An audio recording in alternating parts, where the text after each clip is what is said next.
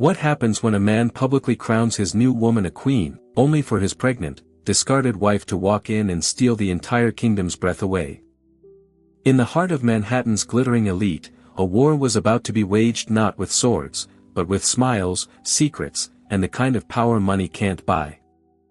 If a man claims he's found a real queen, why does the entire kingdom stop breathing the moment his discarded queen walks in with nothing but a smile and a billionaire on her arm? The Aurelia Hotel's grand ballroom sparkled with impossible luxury that night. Every surface was polished to a blinding gleam, every detail a testament to the heights of Manhattan's social elite. Chandeliers rained diamonds overhead, orchestral strings filled the air, and the finest crystal glasses clinked with champagne older than most of the guests. On this night, the Ashcraft Foundation's annual charity gala was supposed to be a celebration of hope and generosity, a place where the wealthy gathered to prove their humanity with oversized checks and grand speeches. But under the surface, something cruel and electric was unfolding. The drama nobody could look away from, not even if they tried. At the very center of this glittering storm stood Mark Ashcraft, 35 years old, the city's most celebrated tech prodigy. A man who turned code into gold and ambition into a multi-million-dollar empire before he was old enough to rent a car. He wore his custom tuxedo like armor. Every detail was chosen to remind people how far he'd come and how high he planned to climb. But tonight, it wasn't his success that had the city's attention. It was the woman on his arm.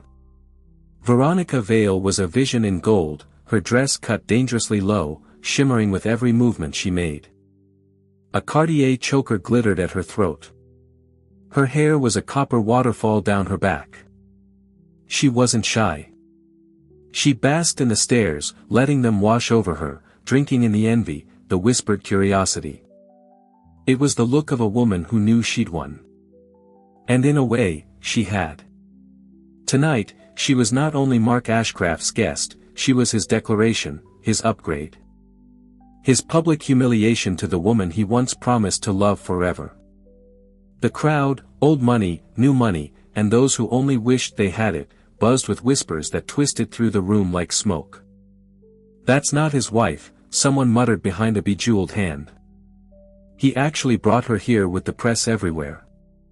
The cameras swiveled, flashes stuttering as they caught every sly smile and lingering touch between Mark and Veronica.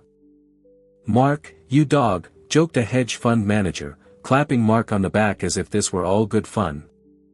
"Trading in for a queen, huh?" Mark grinned. The kind of grin that was meant to wound. "Not just a queen," he said loudly, making sure everyone nearby could hear. "If the royals saw Veronica, they'd be jealous. She's real royalty tonight." Veronica laughed, a sound as sharp as broken glass, and leaned closer, pressing her hand possessively to his chest. The photographers snapped away, loving every second. Mark looked around, daring anyone to challenge him. He wanted this moment to last, a moment where he had all the power, where his choices were the only thing that mattered. But there was one thing Mark Ashcraft hadn't planned for. He didn't know that power, real power, can slip through your fingers the moment you believe you're untouchable. As the orchestra swelled into the opening notes of a waltz, the doors to the ballroom flew open with a crash that silenced the room. Heads turned, laughter died mid-breath. The entire crowd, over 200 of the city's most important people, froze as a figure stepped inside. It was Elise Ashcraft. She stood framed by the light from the hallway, her presence at once familiar and shocking. For months, rumors had swirled about her disappearance from public life. Some said she was hiding, broken by the betrayal. Others whispered darker stories that she was unwell or had been bought off to keep quiet. But the woman who walked into that ballroom was neither defeated nor lost. She was magnificent. Elise was 6 months pregnant. Her form radiant in a deep blue velvet gown that accentuated her curves and her strength. Her hair was swept up, her makeup flawless, but it was her expression that made people gasp. There was no trace of the heartbreak the tabloids loved to speculate about. Instead, her chin was lifted, her eyes bright with something close to defiance, and her lips in a secretive, confident smile. But Elise wasn't alone. On her arm, as if from a dream or a page from the society columns, was Lucian Westcott, the city's most mysterious billionaire. Known for his reclusive genius, Lucian was rarely seen in public, his every appearance a headline. Tonight, he was there for one reason, Elise. He stood beside her with a quiet, protective strength, his hand resting lightly but possessively on her lower back, as if daring anyone to come near her. The effect was instant and devastating. The room erupted in 1,000 unspoken questions. Was this a power play? Was it love? Was Elise now under the protection of the one man even Mark Ashcraft wouldn't dare cross? Mark's face went gray, his mouth opening and closing without sound. Veronica stiffened, her grip on Mark's arm, faltering as she watched her carefully crafted fantasy crack in real time. Then came the moment that would be replayed across social media, news broadcasts, and whispered about in beauty salons for years. Elise smiled. It was not the smile of a woman defeated. It was the billionaire's smile. A smile of hidden cards, of unstoppable strength, of someone who knew she held all the power. "Good evening, everyone," Elise said, her voice steady, clear, and impossibly calm. "I hope I'm not too late." Mark couldn't move.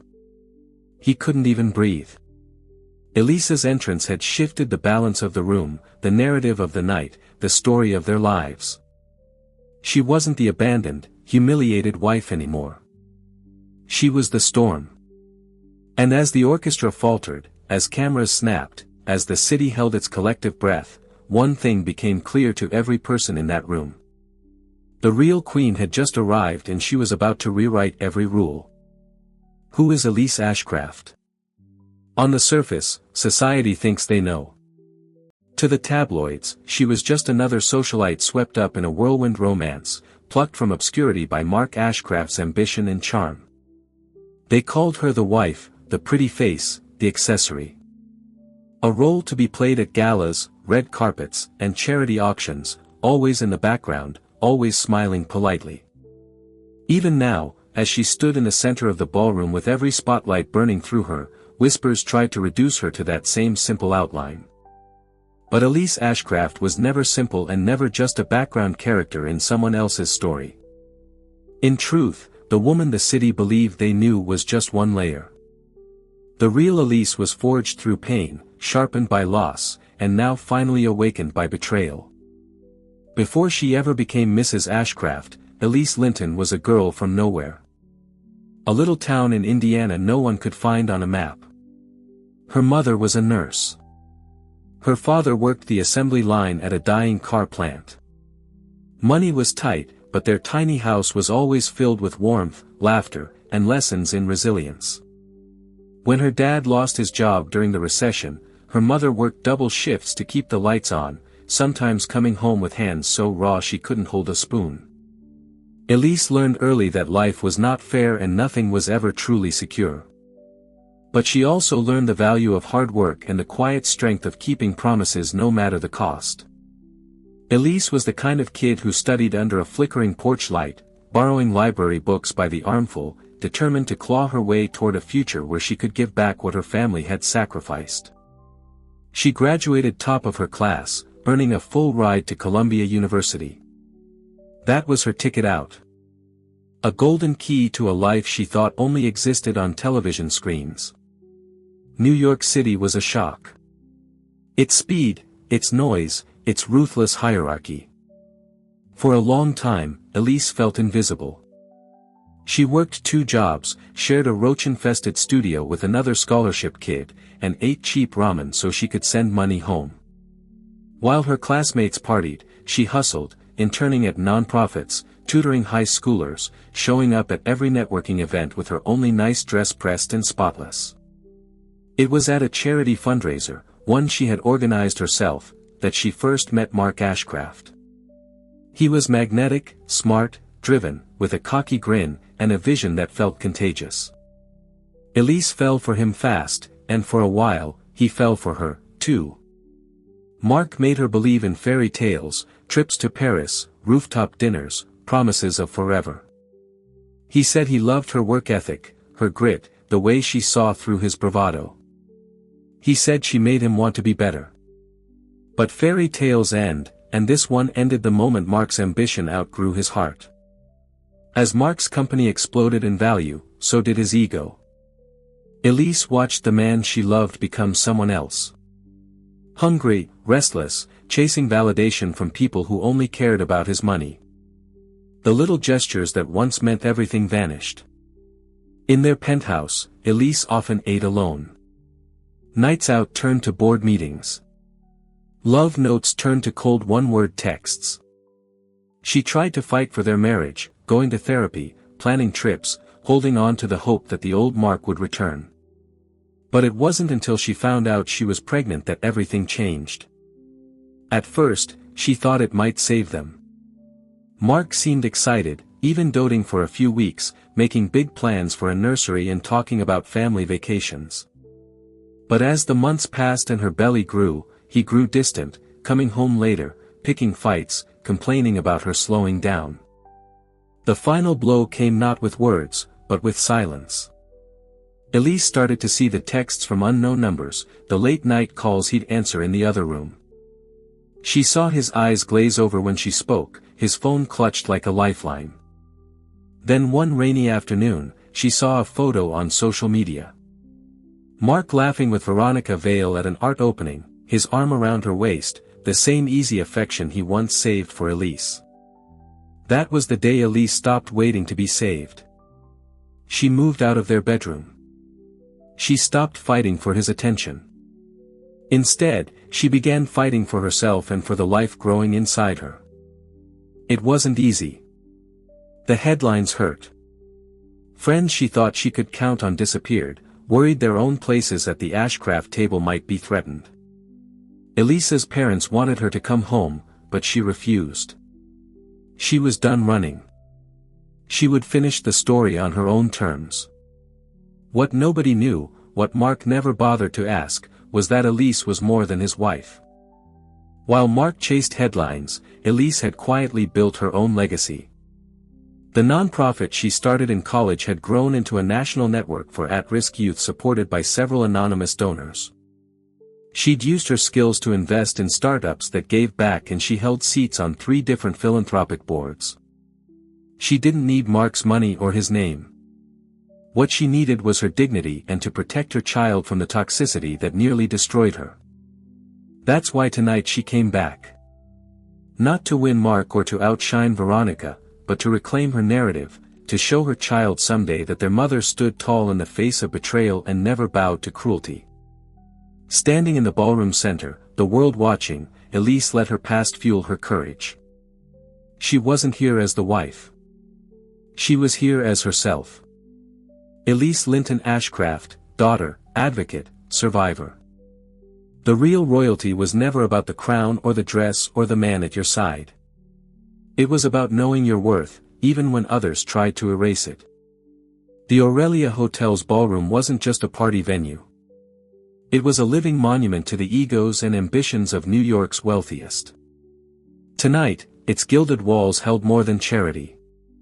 Within them, fortunes were flaunted, secrets traded, and reputations quietly made or ruined. The annual Ashcraft Foundation Gala was less about philanthropy than it was about power. Who held it? Who wanted it? And who could lose it all with a single misstep? The ceiling soared high overhead, draped in golden velvet and studded with crystal chandeliers that cast fractal rainbows over the sea of designer gowns and perfectly tailored tuxedos. Waiters trained to be invisible glided between marble-topped cocktail tables, balancing trays of caviar blinis and glasses of champagne. String quartets played modern pop songs disguised as classical music to fill silence but never drown out the deals and gossip that truly fueled the night. Everywhere Elise looked, she saw stories. There was the real estate mogul dancing with the senator's wife, 2 families whose fortunes were locked in a silent, ruthless battle over riverfront land. In another corner, 3 rival CEOs gathered, their smiles too sharp, their laughs forced, every word a veiled threat. The city's wealthiest heiress, barely 22, swirled by in a couture gown, her arm candy twice her age, his own eyes darting over the crowd in search of richer prey. No one here was innocent. Every compliment was an audition. Every smile was a negotiation. Even the so-called charity part of the evening, the speeches, the oversized donation checks, was just window dressing, a way for the powerful to congratulate themselves and sharpen their claws for next year's battle. Only a handful of people truly cared about the causes. And Elise had learned the hard way that caring too much made you a target.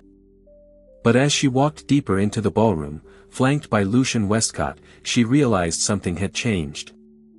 It wasn't just that her ex-husband was parading his mistress for the world to see. It was the hunger in the air, the way the entire room leaned in, sensing the possibility of a scandal greater than any business deal. There was blood in the water, and these sharks could smell it. At the bar, a junior partner at Mark's company whispered to a tech blogger, "You know, she used to be nobody, right?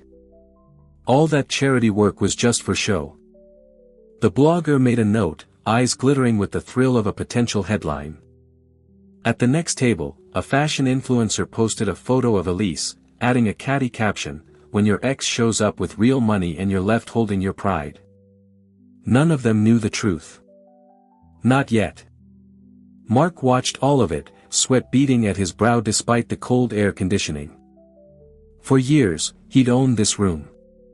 His jokes were repeated the next day in boardrooms. His opinions echoed on cable news. Now, though, the spotlight wasn't his to command. The presence of Lucian Westcott changed everything. Rumor had it Lucian's personal fortune dwarfed even Mark's. And unlike Mark, Lucian never needed to prove himself. He didn't chase headlines. He wrote the checks that controlled them. Elise could feel the pressure of 200 pairs of eyes as she and Lucian made their way toward the center of the ballroom. People parted before them, some with genuine respect, others with calculation, wondering what this alliance meant. Was Lucian here to invest in Mark's next startup or to destroy it? Was Elisa's baby really Mark's or had something far more complicated taken root during their separation? As she passed Mark and Veronica, the tension was a living thing, so thick it nearly choked her. Veronica clung to Mark's arm, but her smile was fading, replaced by a tight, uncertain glance at Lucian. The press hovered, sensing the shot of the year was seconds away. "Elise, darling," drawled the gala's hostess, society doyen Marian Aldrich, sweeping over in a swirl of lilac silk. "You look radiant. We were all just saying how much we've missed you at these events." Her eyes flicked quickly to Elisa's belly, then to Lucian's hand at her back. "And Mr. Westcott, what a coup for our little party." Lucian nodded, his face unreadable. "It's a beautiful event, Marian." Elise insisted I see it for myself. "Well, we're lucky to have her, aren't we?" Marian's voice was just a bit too loud for the benefit of the crowd. "Some people," her gaze darted to Mark and Veronica, "forget that grace under pressure is the mark of true royalty." Mark's jaw twitched. Veronica looked away. As Marian moved on, Lucian leaned in, his voice just for Elise. "You're doing well. They're more afraid of you than you know." Elise swallowed, her pulse racing. "I don't want them to be afraid. I just want them to see me." Lucian smiled softly. "They will." Across the room, Mark gripped his glass so hard his knuckles turned white. This wasn't how tonight was supposed to go. Veronica tried to comfort him, but he barely noticed. The plan was simple. Show off his new life. Show the world he had moved on to something younger, flashier, more royal. But now, everyone was staring at Elise, and no one was looking at him. For a brief moment, time seemed to freeze. Elise could see her reflection in the mirrors behind the orchestra. Strong, determined, a woman who would not be erased. She stood up straighter, knowing her every move was being judged, measured, envied. As the auctioneer called the next item, a private villa in Santorini, Elise smiled. She wasn't here to compete. She wasn't here to win anyone back. She was here to remind the world that grace under fire is the truest mark of power. The real royalty in this room wasn't defined by money, mistresses, or even last names. It was defined by dignity, the kind you can't buy or steal. And as the bidding soared and the whispers grew louder, everyone began to realize. This gala would be remembered, but not for the reasons Mark had hoped. Tonight, the world was watching. Tonight, the balance of power had shifted. Tonight, a new queen had arrived, and her reign was just beginning. Beneath the glossy surface of Mark Ashcraft's charm, his smooth smile, sharp tuxedo, and effortless small talk, lurked a hunger that was never truly satisfied. He wore the face of the prodigy, the golden boy who could do no wrong. But everyone who ever got close enough learned the truth. Mark's loyalty was as thin as a credit card and twice as cold. Ambition always came first. Relationships, partnerships, even family were all tools to be used and discarded if they got in the way of his next conquest. Once, when Mark had first started out, his drive had been inspiring. He rose from nothing, surviving on ramen noodles and sleepless nights, believing his intelligence and vision could change the world. And for a while, they did. But with every new success, his humility shrank, replaced by an insatiable need to win, no matter the cost. He stopped listening to advice. He stopped hearing no. Every new deal, every magazine cover, every expensive toy was proof that he was more than just a lucky kid from nowhere. When Mark married Elise, some called it a fairy tale. Others, more cynical, called it a calculation. Elise was beautiful, sure, but more importantly, she was good press. She softened his image. She made him look like the kind of man who valued love and community, not just profit and power. For a while, Mark played along, enjoying the perks of the perfect couple persona. But as the years rolled on, the act began to chafe. He saw Elisa's empathy and generosity as weaknesses, not strengths. When she turned down fancy galas to visit soup kitchens or skipped exclusive parties for late-night board meetings with her nonprofit, he felt slighted. He wanted a wife who would smile for the cameras, not challenge his worldview or remind him of where he came from. Slowly, resentments grew. Every time Elise succeeded on her own, Mark felt threatened instead of proud. Enter Veronica Vale. Veronica was the antidote to everything Mark thought he disliked about Elise. Where Elise was subtle, Veronica was showy. Where Elise put others first, Veronica demanded to be first. She was bold, brash, and knew exactly how to make a man like Mark feel invincible. She didn't care about charity or appearances unless there was something in it for her. For Veronica, attention was currency, and scandal was merely the price of entry. She had spent most of her 20s hopping from one high roller to another, always upgrading, never looking back. She perfected the art of being exactly what each man wanted for as long as it suited her. When she met Mark at an after-party for a tech launch, she saw potential not just for luxury, but for infamy. She was tired of being someone's secret. With Mark, she wanted the spotlight. Their relationship was explosive from the start. Veronica wasn't content to remain the other woman forever. She pushed Mark to be bolder, to stop hiding her, to make a statement to prove to the world and Elise that he had traded up. She fueled his ego, whispering that he deserved better, deserved someone who truly understood his ambitions. Mark, already drifting from Elise and their unborn child, let himself believe it. Behind closed doors, their affair was built on games. Veronica would tease him about his marriage, joke about how Elise would never fight back, taunt him with fantasies of a future where Mark ruled the tech world and she reigned as his queen. "She's weak, Mark," Veronica would say, her voice syrupy with disdain. "You need a woman who makes headlines, not one who hides behind causes. I can make you unstoppable." It was Veronica's idea to go public at the gala. She wanted to prove to the world and especially to Elise that she had won. She picked out her own dress, planned her entrance, even called a few paparazzi with anonymous tips to ensure maximum coverage.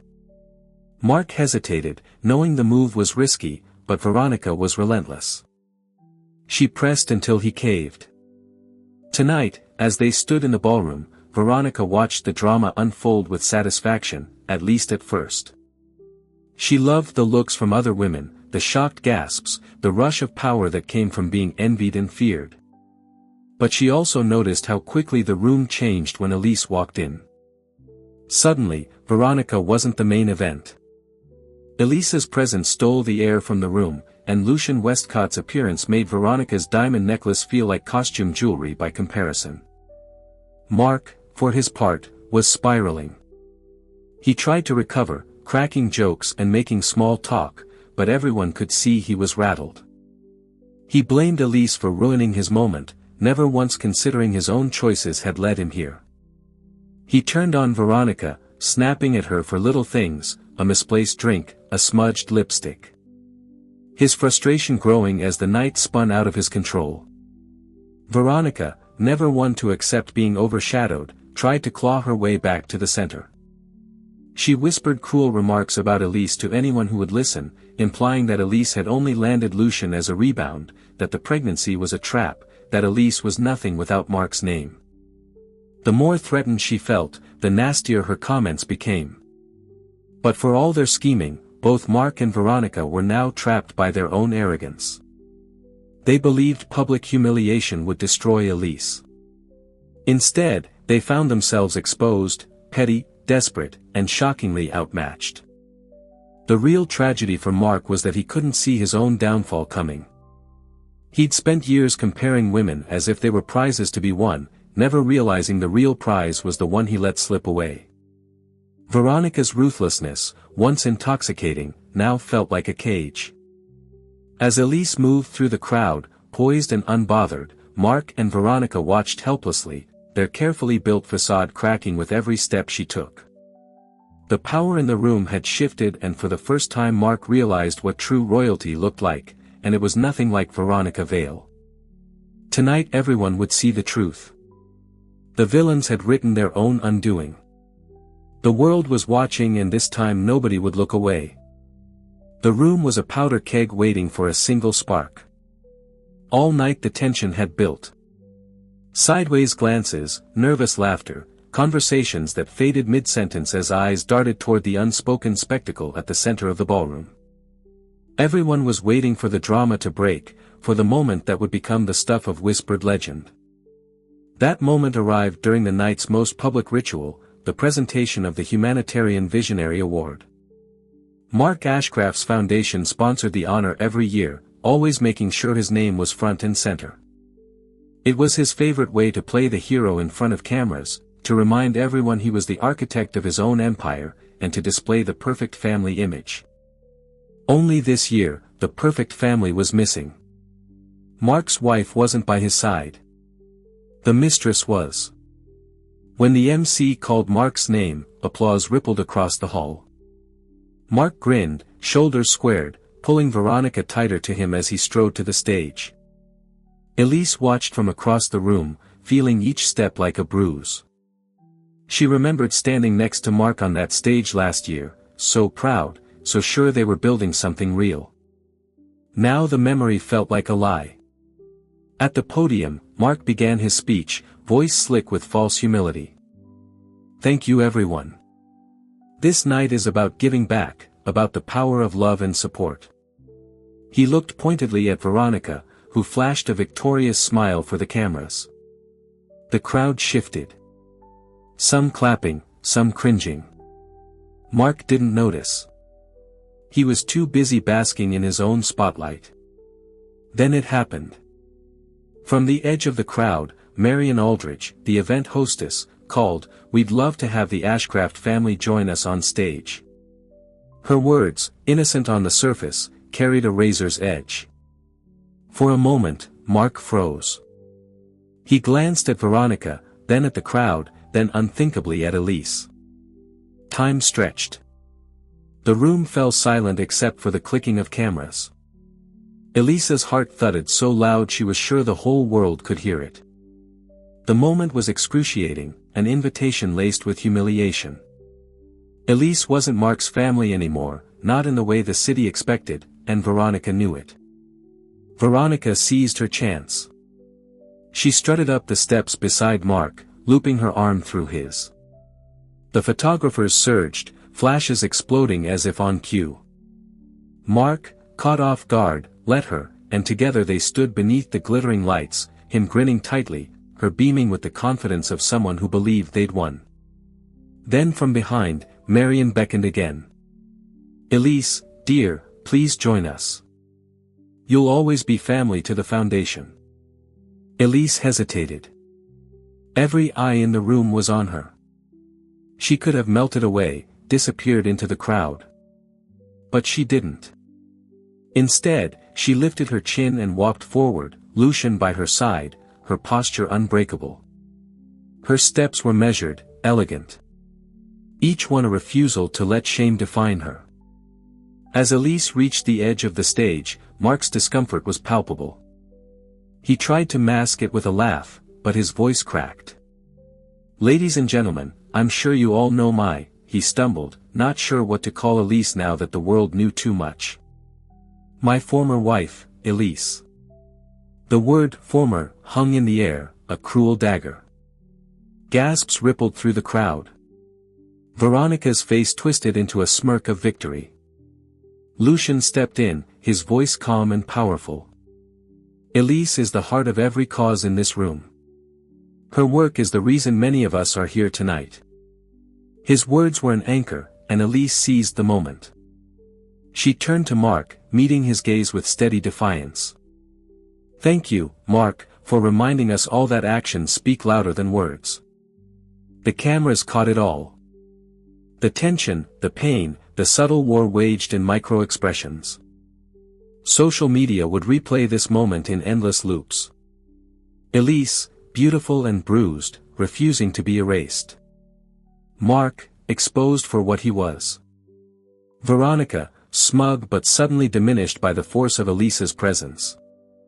The real humiliation wasn't Elise's. It was Mark's. He wanted to show the world he'd traded up, that he'd won. But as the minutes passed, it became clear who truly had the power. Elise was dignified, supported, and admired. Mark and Veronica looked petty, desperate, and mean. But as she stepped down from the stage, Elise's composure cracked. She made her way to a quiet corner, fighting tears that threatened to spill over. She pressed a hand to her belly, seeking strength, whispering a silent promise to her unborn child.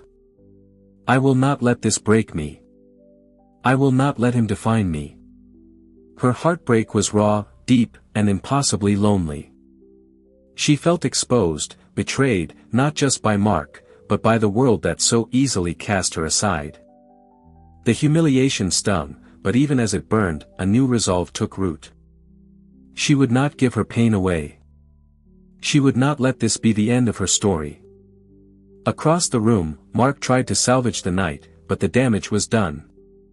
Whispers followed him, not of admiration, but of pity and contempt. Veronica clung to his arm, but the mask was slipping. She saw now that Mark's power had limits, that the world could turn against her as quickly as it had turned against Elise. For Elise, the walk from that stage back into the crowd was the longest she'd ever taken.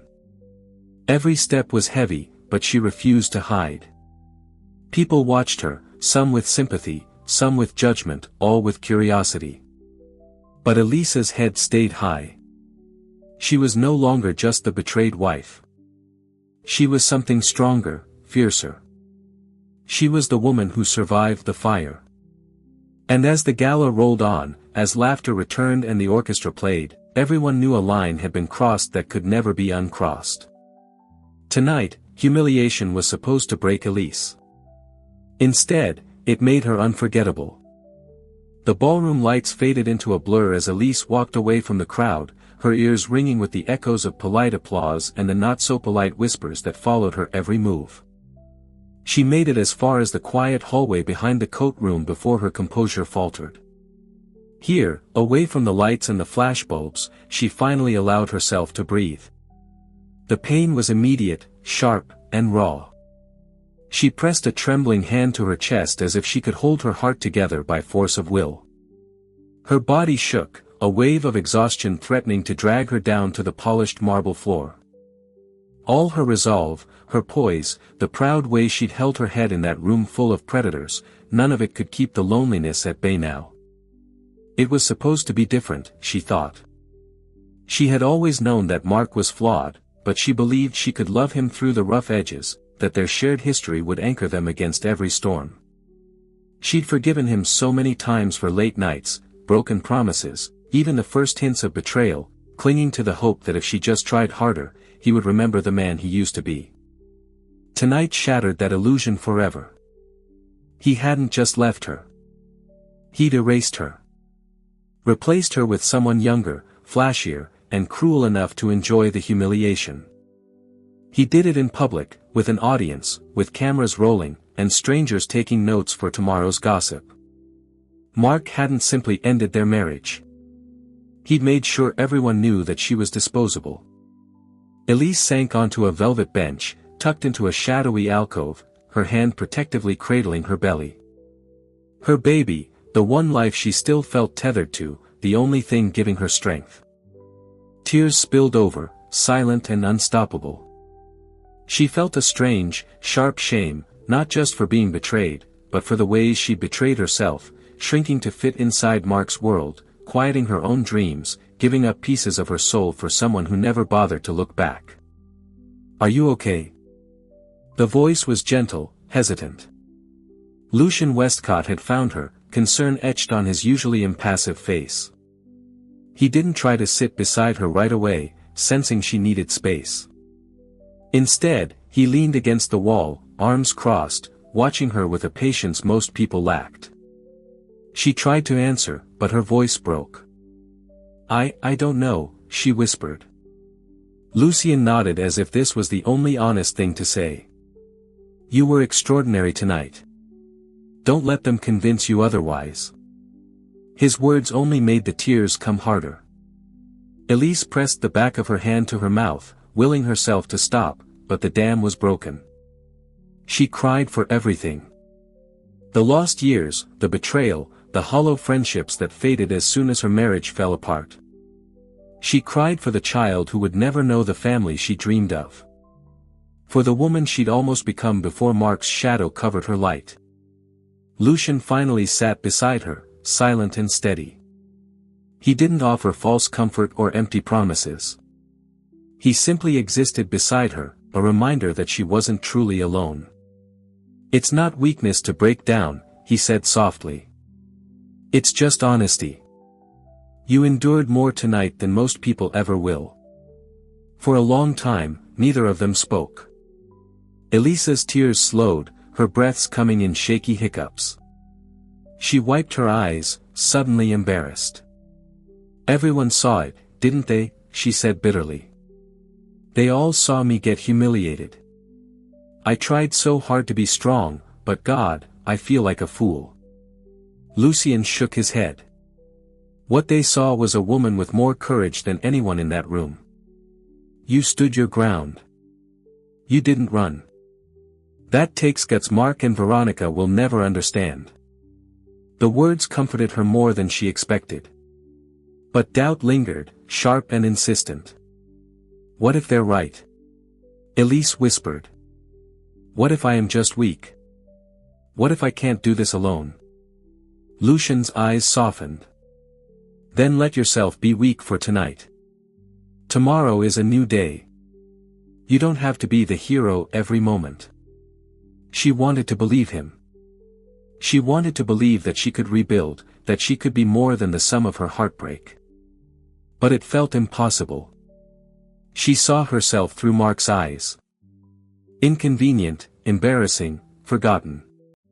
Every cruel word, every cold shoulder echoed in her mind.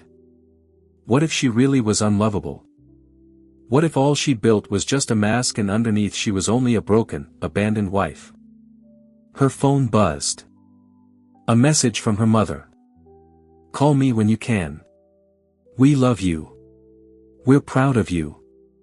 Elise couldn't reply. Not yet. She was too raw, too exposed. Lucien finally broke the silence. Elise, do you know why I came tonight? She shook her head. Because I believe in you, he said simply. Not as Mark's wife. Not as the woman people whisper about. I believe in you, Elise. You have power. You have dignity. Even on your worst night, you are more than they'll ever be. She didn't answer, but the words settled inside her like seeds. Maybe they'd grow in time. For now, she just needed to survive the night. When Lucien left her to collect herself, Elise sat alone for a while longer. She looked down at her belly, tears drying on her cheeks. She whispered a promise to her baby, we'll get through this. I'll protect you. I'll find my strength again, even if I have to build it from scratch. The pain was real. The heartbreak was brutal. But beneath it all, something stubborn and bright refused to die. For the first time, she realized she wasn't just surviving Mark's betrayal. She was surviving her own self-doubt. And as the night crept toward dawn, Elise wiped her tears, stood up, and began to imagine what rising from the ashes might look like. The night after the gala stretched on in a haze of exhaustion, but something inside Elise had changed. She lay awake, replaying every humiliation, every cruel smile, every look of pity. But for the first time in months, anger and determination overpowered her heartbreak. She was done letting Mark, Veronica, or anyone else define her story. She was done hiding who she really was. Most of the world saw Elise as the good wife, polite, nurturing background material. Even her closest friends only knew part of the truth. She'd kept her greatest secret hidden for years out of loyalty, out of fear, and sometimes out of a quiet pride. Mark never cared enough to ask about her work, her investments, or her network. To him, Elisa's value ended with her last name and her ability to smile for the cameras. He'd never wondered how she funded her nonprofit's explosive growth, or why invitations to major tech conferences kept appearing in her mailbox long after she stopped being Mrs. Ashcraft in any meaningful sense. But the truth was, Elise had built her own empire quietly, meticulously in the shadow of Mark's bluster. What started as a way to keep her mind occupied during his late nights grew into something extraordinary. She took online business courses, taught herself about venture capital, and poured her inheritance left by her grandmother, a quietly legendary investor, into a portfolio of startups and social enterprises. She backed female founders, tech innovators, and organizations that focused on real change, not just profit. Her holdings were vast, diversified, and thanks to her determination, nearly invisible. She never needed Mark's money, never relied on his name. She had quietly become one of the most influential angel investors in New York without a single headline to her own name. Elisa's power was subtle but unshakable, and tonight she was ready to step into it fully. The morning after the gala, Lucien Westcott sent a single discreet text, "Ready when you are." The message was simple, but it meant everything. Lucien knew the full truth. In fact, he'd been one of Elisa's first business mentors. He'd admired her keen eye for talent and her refusal to settle for anything less than genuine impact. Unlike Mark, Lucien respected power when it was earned, not when it was paraded. Their partnership was more than friendship. It was a bond forged in mutual respect and strategy. Elise texted back, "Let's do this." She spent the next hours in quiet preparation. She contacted her attorney and gave him instructions to initiate a series of financial moves that would shift the balance of power in ways Mark would never see coming. She called a meeting of her foundation's board, no longer as Mark's ex, but as Elise Linton, founder and chair. She reconnected with journalists she trusted, agreeing to interviews under her own name on her own terms for the first time. The next day, Mark woke up to a storm of emails, news alerts, and frantic calls from his PR team.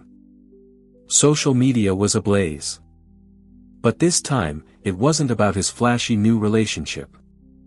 It was about a mysterious new investor group backing a slate of social tech startups, projects that directly threatened several of Mark's biggest ventures. At first, Mark thought it was coincidence. Then, as he scrolled through the press releases, he saw her name, Elise Linton. He stared, disbelief turning to rage. He called her, furious, demanding an explanation. Elise answered, her voice calm and clear. "I told you, Mark. Actions speak louder than words. I'm not here to ruin you. I'm here to build something better. You can't do this," he shouted. "You're nothing without my name. You're just." "I was never just your wife," Elise said, her tone icy. "I have resources. I have allies. And I have nothing left to lose." Mark sputtered, his confidence crumbling. For the first time, he realized Elise wasn't powerless. She was dangerous in the best possible way. His greatest fear wasn't just losing her, but realizing she never needed him at all. Meanwhile, the city buzzed with the news. Lucian's support only heightened Elise's profile, and within days, she was fielding offers from major investors, CEOs, and politicians eager to align with her vision. The press reframed her narrative from jilted wife to mysterious mogul. A woman who turned pain into power, humiliation into strategy. Even Veronica, once smug and triumphant, felt the ground shift beneath her feet. The city's elite whispered that she was just a pretty distraction, while Elise was the real force.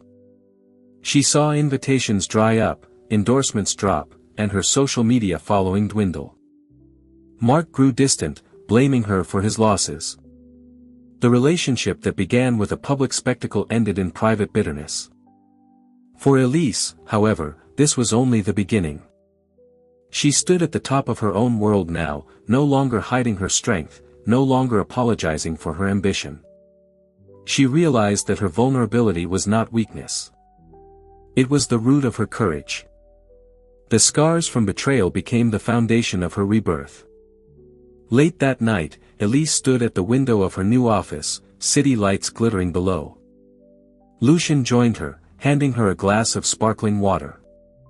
"You did it," he said, pride warming his normally reserved expression. "We did it," Elise corrected softly.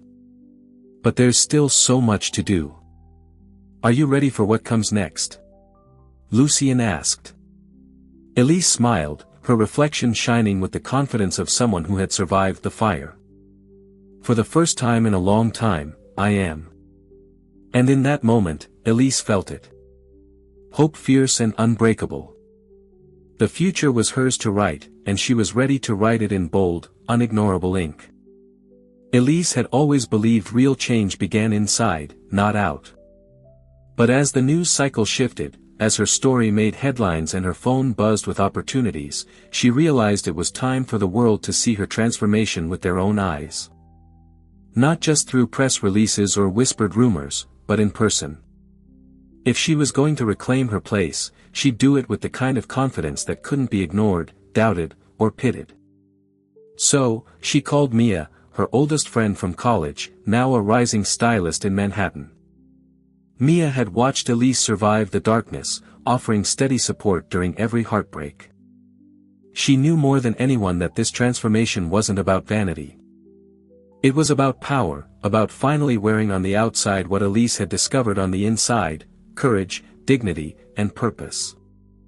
The process began quietly in Elise's penthouse. Mia arrived with racks of clothing, boxes of shoes, and a glint in her eye that meant she'd planned for this day all along. Together, they sifted through outfits, searching for the perfect look, one that would silence any lingering doubts about Elise's future. "No more safe choices," Mia declared, holding up a tailored sapphire blue pantsuit with sharp shoulders and a dramatic silk blouse. "You're not just coming back, you're rewriting the rules." Elise smiled, slipping into the suit, feeling its weight settle over her like new armor. Mia worked her magic. Hair swept back, makeup glowing but strong, diamond studs in her ears, and a pair of killer heels that made her stand taller than she ever had with Mark. She barely recognized herself in the mirror. And that was exactly the point. As Mia finished, she stepped back, hands on her hips. "You're not the same woman who left that gala. Let them see it." Elise looked at her reflection, heart pounding.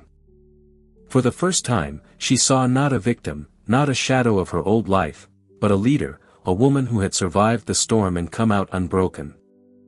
It wasn't just about the clothes. Over the next week, Elise embraced every aspect of her transformation. She attended board meetings in person, head high, voice clear. She spoke to her foundation staff, sharing her vision with honesty and hope, promising to fight harder for every child, every family, every underdog. She took interviews, correcting the narrative the tabloids tried to twist. "I'm not here because I was left behind," she said on a national morning show. "I'm here because I never left myself behind." The world noticed. Social media, which once buzzed with rumors and pity, now exploded with praise. Elise returns trended for days. Her style and courage were celebrated everywhere from fashion blogs to business podcasts. Young women sent messages of gratitude. Mothers posted stories of their own struggles. And Elise's inbox overflowed with invitations from CEOs, investors, and even movie producers. The new power at her fingertips was electrifying. But the most important transformation was still inside. Elise stopped apologizing for her ambition. She started asking for what she wanted, and more importantly, she started expecting respect, not permission. At the next major networking event, she walked in alone, her head high, her presence impossible to ignore. It didn't take long for the room to take notice. Conversations hushed as she entered, her name whispered in tones of awe, admiration, and even a little fear. She greeted allies and former enemies alike, shaking hands, exchanging cards, offering advice. When Mark and Veronica arrived, late, flustered, and unsure, they found themselves pushed to the sidelines. This was Elise's night, and everyone knew it. As the evening progressed, Lucian Westcott found her by the terrace. "You look powerful," he said simply. Elise grinned, not coy or shy, but bold. "That's because I am." They toasted to new beginnings, and Elise felt something shift. No longer haunted by old betrayals or insecurities, she was surrounded by people who believed in her vision. And more importantly, she believed in herself. Later, after the event, Mia joined her at a quiet cafe. "You know they're terrified of you now, right?" Mia teased, squeezing Elise's hand. "They should be," Elise replied with a mischievous smile. "I'm not here to play small." The two friends laughed. The sound was genuine and free. For Elise, this was more than just a makeover. It was a declaration. She was done shrinking, done living in anyone's shadow, done letting fear dictate her story.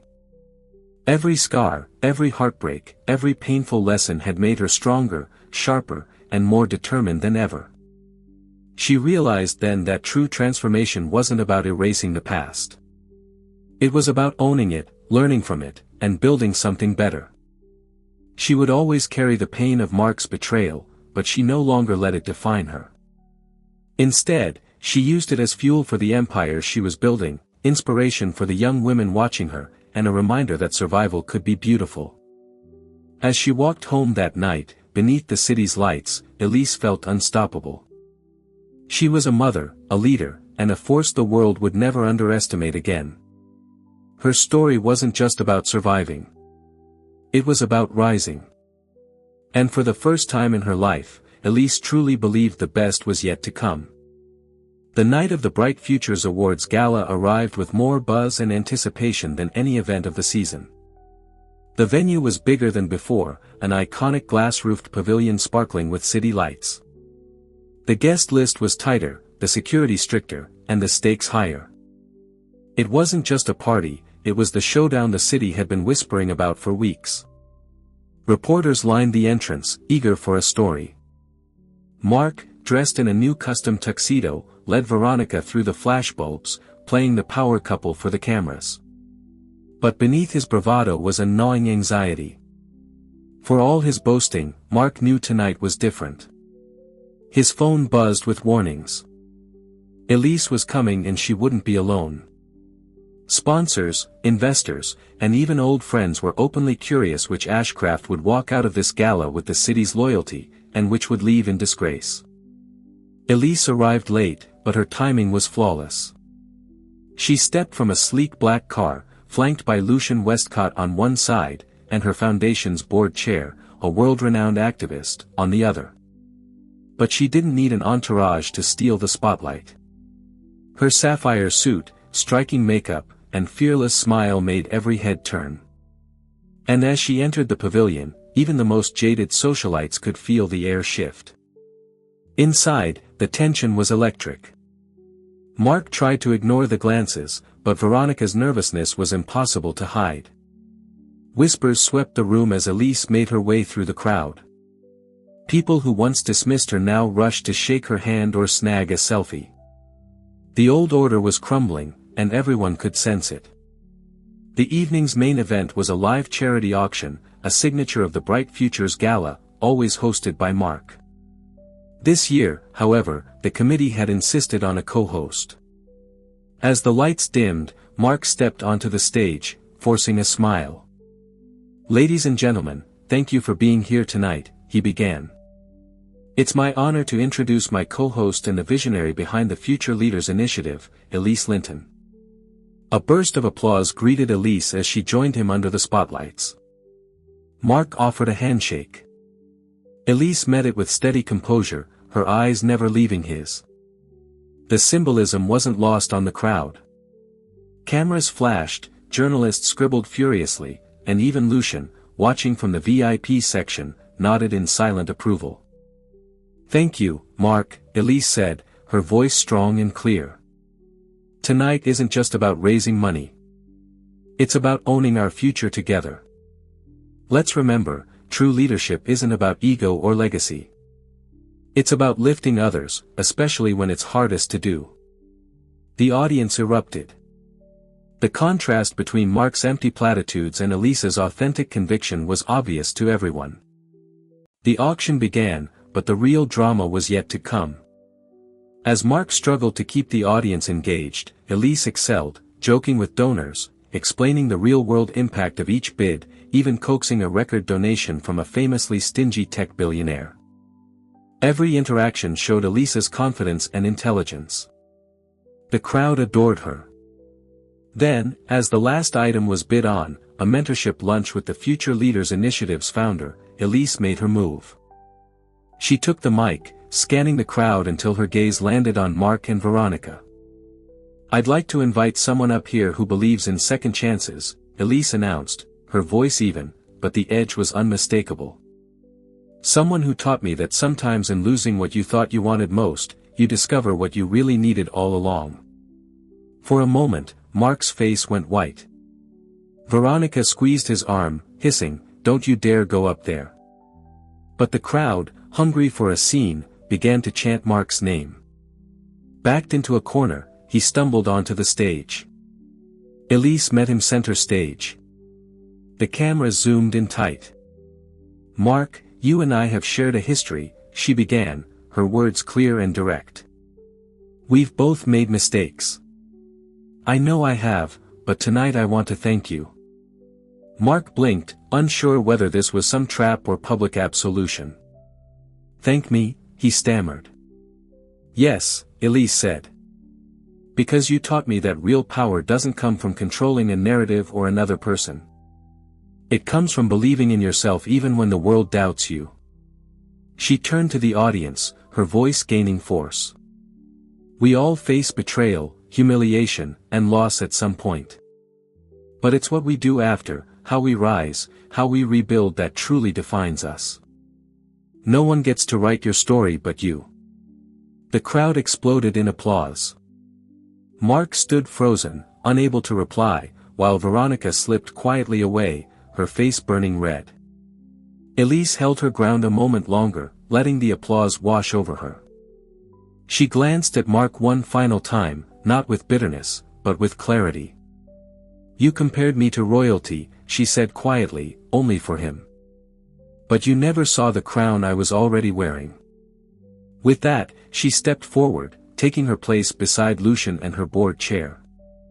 The press clamored for interviews. Sponsors pledged support. The tide had turned for good. Mark watched from the shadows as Elise was swarmed by admirers and reporters. For the first time, he understood he hadn't lost Elise to Lucian or to circumstance. He'd lost her to her own growth. The empire he built on arrogance and secrets was crumbling. While the woman he discarded now stood as a beacon for others, the reckoning was public and final. No amount of money, PR spin, or new romance could undo what the world had seen. Mark and Veronica exposed, Elise triumphant. The city would remember this night as the one where real power changed hands and a queen reclaimed her throne. As the last echoes of applause faded, Elise found herself standing at the center of a world she had reshaped. The Bright Futures Gala had ended, but its impact was just beginning to ripple outward. The press clamor softened into respectful silence as Elise stepped back to the podium one final time. Every eye on her, not as a victim or a wife, but as a leader who had taken her pain and turned it into purpose. She paused, scanning the room, seeing not just powerful men and socialites, but also the young interns at the edge of the crowd, the women who'd come alone, the staff who watched with quiet pride. Elise saw herself in all of them, a little uncertain, a little hopeful, searching for a place to belong. Tonight, she belonged everywhere. I know this night will be remembered for the spectacle, she began, her voice steady and warm. Maybe some of you came here hoping for drama or a scandal or a headline that would last a week. A soft, knowing laugh rippled through the crowd. But I hope you remember something else. She took a breath, glancing down at her rounded belly, her child's future echoing in her heart. For years, I let other people decide my worth. I let their opinions, their judgments, even their betrayals shape how I saw myself. I thought I had to be perfect, to never fail, to never make noise. When my marriage ended, when my heart broke in front of all of you, I thought it was the end of my story. She let the words settle. The silence was attentive, not empty. But I learned something, Elise continued. You cannot let anyone, not a husband, not a boss, not the world, decide your value. You decide.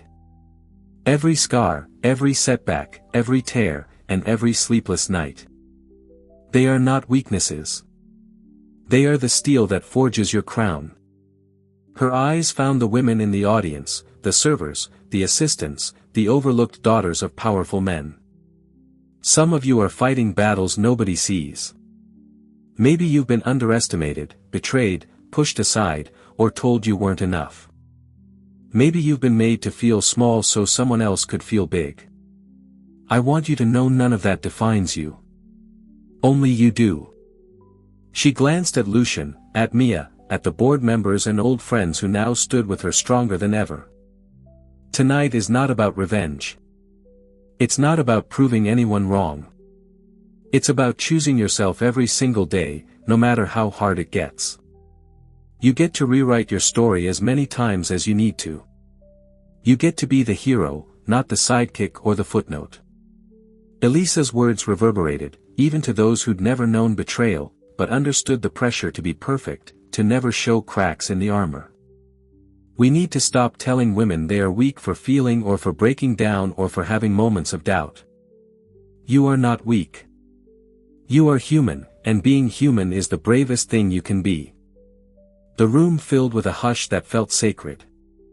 Even Mark and Veronica, now on the fringes, were forced to hear her, not as a target, but as a testament to their own limitations.